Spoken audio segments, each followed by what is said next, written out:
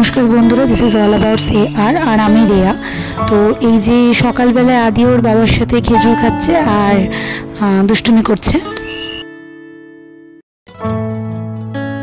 তো এইদিকে দেখো আমি সকালবেলায় চিয়া সিড খাবো, মানে চিয়া সিডটা আমি ভিজিয়ে রেখেছিলাম রাত্রেবেলা, ওভারনাইট ভিজিয়ে রেখে দিয়েছিলাম। এটা আমি সকালবেলা এখন খাবো।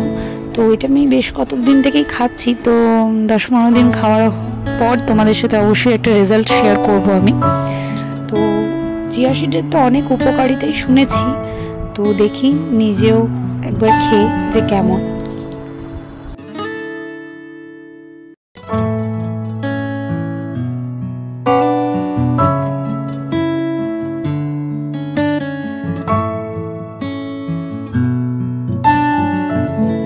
তারপরেই প্রিপেয়ার করছি আদির ব্রেকফাস্ট। তো এখানে আমি আদির যে ওটসের যে সেরেলাকটা আমি আগের দিন তোমাদের সাথে শেয়ার করেছিলাম আগের একটা ভিডিওতে, তো সেটা আমি এই ঠান্ডা জলের মধ্যে আগে গুলে নিচ্ছি। আগের দিন যে ভুলটা করেছিলাম, আমি গরম জলে ডিরেক্টলি ওটা দিয়ে দিয়েছিলাম, তাই ওটা ভালো করে কিন্তু হয়নি, দলা পাকিয়ে যাচ্ছিল। করিনি, ঠান্ডা জলে গুলে নিয়ে তারপরে এটা বসিয়েছিলাম গ্যাসে।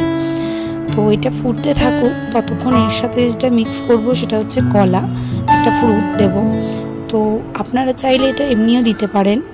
তো কলাটা আমি ভালো করে কাঁটা চামচের সাহায্যে ম্যাশ করে নেব। কাঁটা চামচের সাহায্যে আমি দেখেছি বেশ ভালোই ম্যাশ হয়। তো সুন্দর করে ম্যাশ করে এটা আমি ওর সাথে মিক্স করে দেব। এতে আর কোনো কিন্তু মিষ্টি বা চিনি কিছু অ্যাড করতে হবে না কলা দিলে, তো কোনো কথাই নয়। তো আপনারা চাইলে এর পরিবর্তে খেজুরও দিতে পারেন, আর চাইলে কোনো কিছু নাও দিয়ে নর্মালিও বানাতে পারেন, কারণ এর মধ্যে কিন্তু কিশমিশের মিষ্টিটা অলরেডি রয়েছে। তো আমার ওটসটা কিন্তু এদিকে হয়ে গেছে, এটা আমি বাটির মধ্যে ঢেলে নিয়েছি, আর এর মধ্যে আমি কলাটা মিক্স করে দেবো।